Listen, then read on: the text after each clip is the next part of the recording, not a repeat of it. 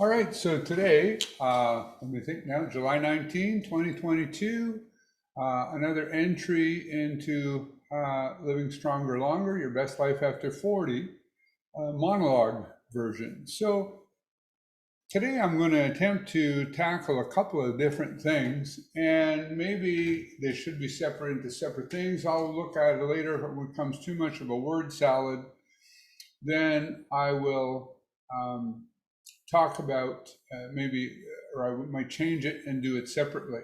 So I want to talk, one of the things I want to talk about is so-called functional training and I'm going to say why it quote unquote works.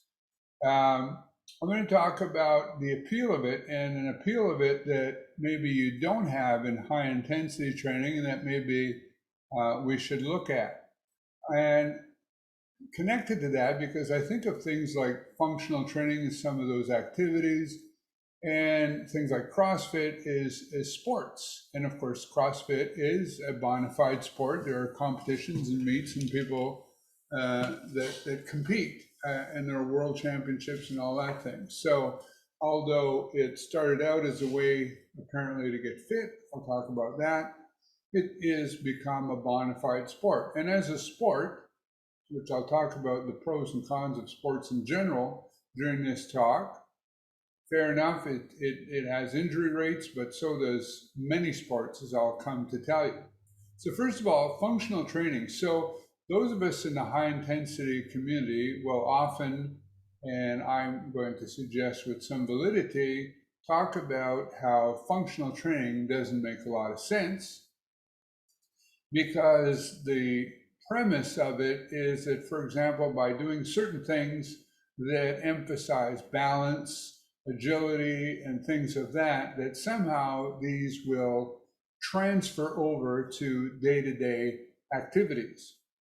And the challenge is that skill acquisition science shows that this is not the case, that if you want to become good at a specific activity, you need to practice that specific activity in order to get better at it. And we talk often about what's called neutral transfer, positive transfer, and negative transfer.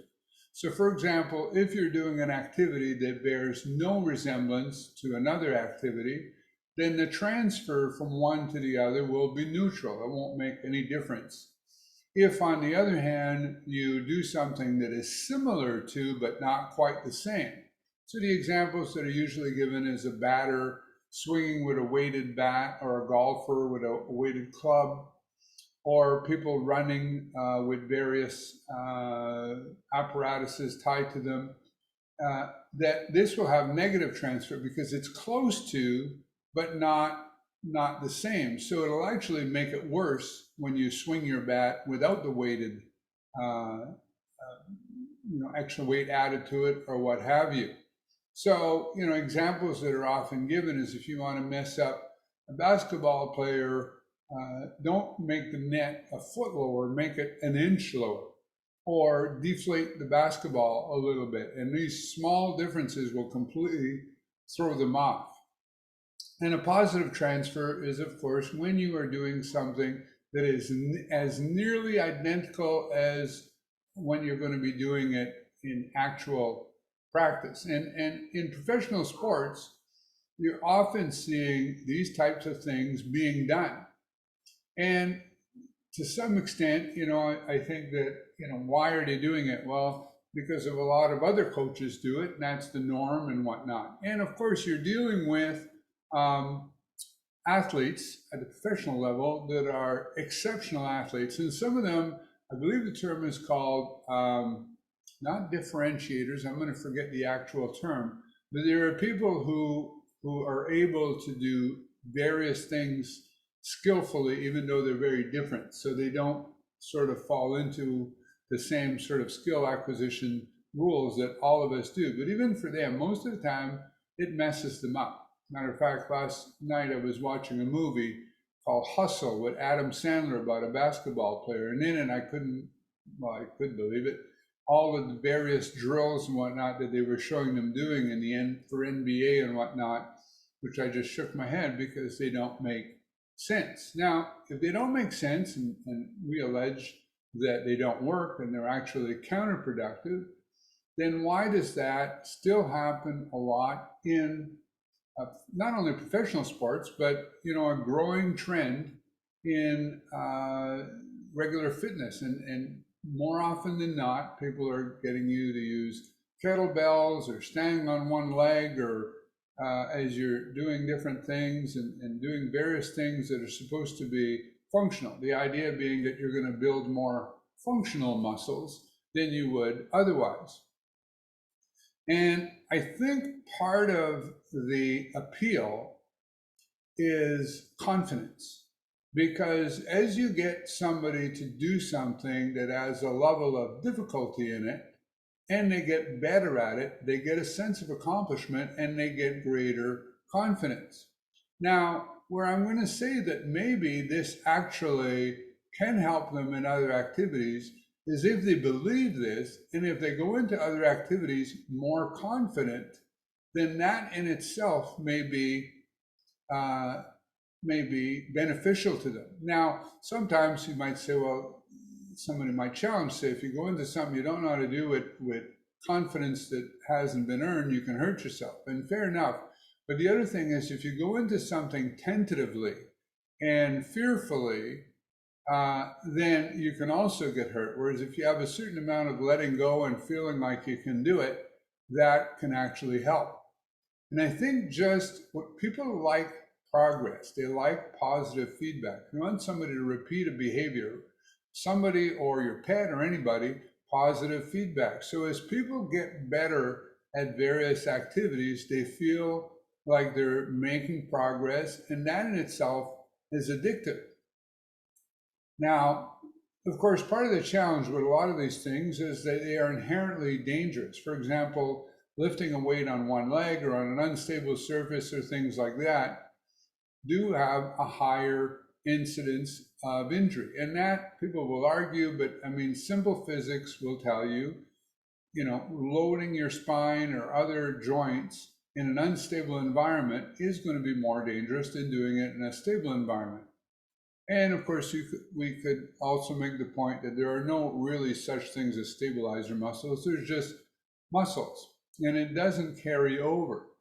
But if you do get better at it, what happens is it can be so addictive that people really enjoy getting better at something, anything, whatever it is, even if it's some bizarre thing like flipping tires or pushing things like that. As you're getting better at it and they have measurable progress, that can be very addictive, to the point that even when people do get hurt, they continue to do it because they're so addicted to that feeling of making progress. And part of this, I'm going to give credit to Daniel Thompson, where he talked about,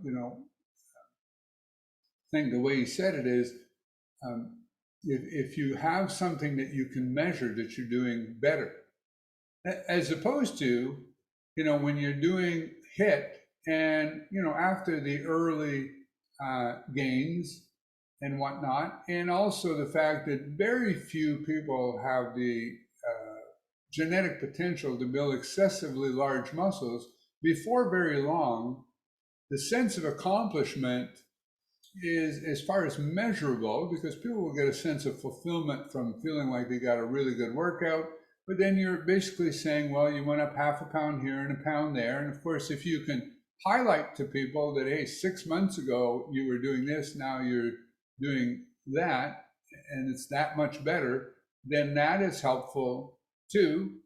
But then sometimes using things like time static contraction, or even when people are not necessarily increasing the weights, but just getting better at inroading more effectively, it's just not as sexy, if you will, as doing, where you're getting better at a specific skill.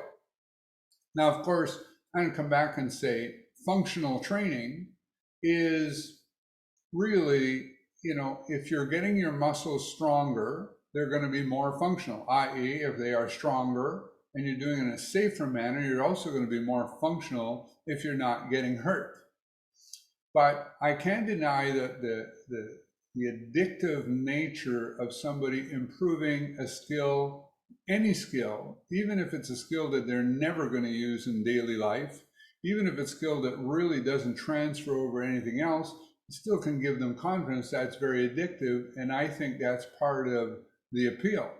So stronger muscles are more functional, not getting injured is more functional. And then if you want to get functional at a specific thing, as again, Daniel Thompson's doing some videos, if I'm understanding where he's coming from, I'm thinking, you know, if you need to chop wood, you should practice chopping wood, not doing a wood chopping exercise. If you need to mow the lawn, if you need to, you know, whatever it is that you do, if you need to practice a sport.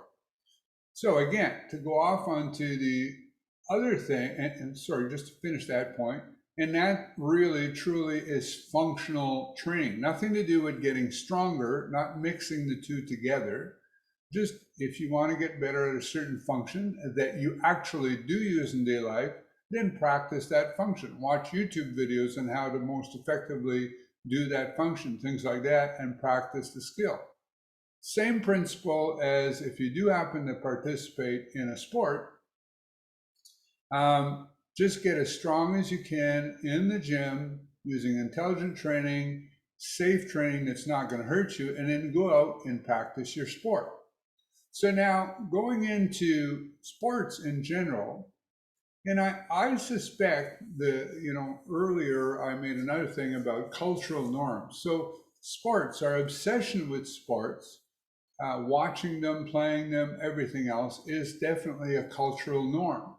And I will concede that there are some positives to that. Teamwork, building character, all these various things are positive things. Obviously, recreation, having fun, enjoying. But I think that it is, to some extent, over-glorified, overdone, and the benefits are emphasized, whereas the downsides are almost ignored. And you know, so I'm reading off the screen here. I found this thing about how frequently do sports injuries occur. So this refers to kids 14 and younger. And I was going to make this into a separate thing. It's a bit of a longer one, but kids 14 and younger, you know, we glorify it. We're happy when our kids play sports. It keeps them out of trouble, keeps them out of the mall. They're doing something, it's good for them and adds to their fitness, all these various things. But National Safe Kids Campaign, the American Academy of Pediatrics. So these are American stats. So the injury rates, more than 3.5 million children ages 14 and younger get hurt annually playing sports or participating in recreational activities. Although death from sports injury is rare, the leading cause of death from a sports-related injury is a brain injury. Sports and recreational activities contribute to approximately 21% of all traumatic brain injuries among American children. Almost 50% of injuries, head injuries, sustained in sports or recreational activities occur during bicycling, skateboarding, or skating incidents. So think about that next time you're seeing a YouTube video of kids doing amazing things on skateboarding. Maybe look at some of the fails, because ask yourself, before they got to that, how many kids hurt themselves? So more than 775,000 children, age 14 and younger. So we're not even including here the kids from 14 to 19. And of course, all of us older people who are also participating in sports. 775,000 children age 14 and younger are treated in hospital emergency room for sports-related injuries each year. I wonder how many children 14 and younger were hospitalized because of COVID. Anyways, little tangent. And we're getting all upset over that. But think about if there was an illness that came out that had 775,000 kids, 14 and younger, showing up in emergency rooms. You know, would we be scrambling to vaccinate them or somehow isolate them or have them wear different things? So playground sports and bicycle-related injuries occur most often among children aged 5 and 14 years old. So Mini tangent, I see older people getting into bikes. I was going to do a whole separate thing on the growing popularity of a sport called pickleball, which again, a lot of fun, but the injury potential there, particularly for older, out of shape adults who are doing it because it's fun and hey, great way to get in shape. Of course, highest rates of injury occur in sports that involve contact and collisions. More severe injuries occur during individual sports and recreational activities. So most of them, interestingly, 62% of sports-related injury occur during practice. So here's the stats by sport. This is from 2009. Basketball, more than 175,000 kids. So again, I'm not going to repeat it, it's between 5 and 14, and they're treated in hospital emergency rooms. So these are not just little things, they had to go to emergency. 170,000. Baseball and softball, nearly 110,000. Bicycling, more than 200,000. Football, almost 215,000. Ice hockey, more than 20,000. Of course, this American, I'm guessing that in Canada, there's a lot more kids playing hockey. Inline and roller skating, more than 47,000. Skateboarding, 66,000. Sledding or tobogganing, 16,000. I'm thinking a lot of those are probably head injuries. Snow skiing or snowboarding, 25,000. Soccer, 88,000. Trampolines, 65,000. I find that one interesting because I'm thinking there's probably a lot less kids on trampolines than they are in those other sports. So sports have a downside that doesn't get talked about. As a matter of fact, people think to themselves, my kids are playing sports, they get hurt. Well, that's part of the deal. Well, I'm not sure I'm all that okay with it, because these injuries, if you hurt yourself as a kid, bad enough to get to emergency room, those of us that have gray hair or less hair like I do right now will realize that those injuries you had were kids come back to haunt you in later life. I mean, we think, well, we heal, and certainly children heal better than older adults, but it's never quite the same. So I kind of wonder, because think of these stats, and if I took away the word sports and I referred to an illness or a lifestyle habit that wasn't as, culturally normed, accepted, then, would we be shouting from the rooftops how harmful this is and how we need to do something about it and whatnot. And these are just kids, again, 5 to 14, not counting the kids that are older, not counting all the people that are playing sports all over the place that are getting hurt. So going back to my original part of this with functional training and how that turns into a sport in many cases and how many people are getting hurt. Interestingly, some time ago, people from CrossFit may come back and point to a court case that was done where CrossFit as an organization, I may get the details wrong here, sued another organization, I forget which one, so I won't try to guess, who had said that CrossFit rather, was dangerous. And they won their case, but if you read, when I read the article about how they won their case based on the idea that CrossFit was no more dangerous than other sports. Well, fair enough. Whether that's true or not, to me, that's a fairly low standard based on the statistics that I just showed you, that other sports in general get people hurt. And the fact that we accept that. So we focus on the benefits and tend to ignore the downsides of it. So, Doug McGuff, I've heard him use the term hidden graveyard. So we see kids who are